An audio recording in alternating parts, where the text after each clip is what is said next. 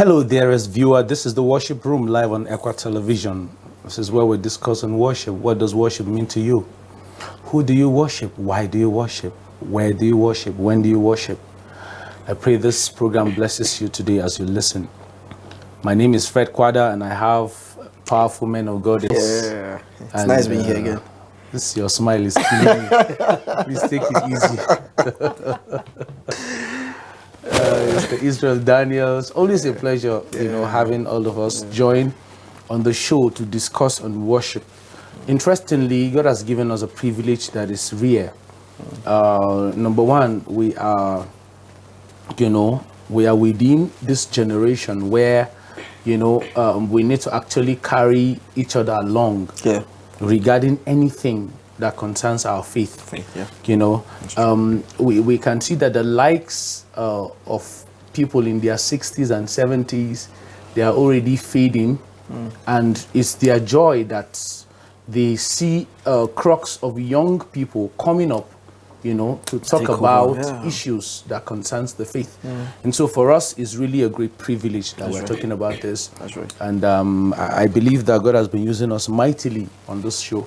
Sometimes the kind of encouragement that we get, while having this show is mind-blowing. Each time somebody is talking, I will forget that we are actually on a show on TV, and then we'll just be lost in the discussion, and then we're getting blessed. And I'm very sure that all our viewers are also getting blessed each time they tune in, to connect with us and then to listen. Last week we've been talking about something that is very interesting.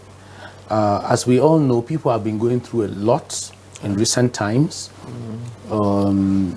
It's very painful when you see how much pain people go through, how much troubles, how much depression that is prevailing around, and what people are going through is really disturbing.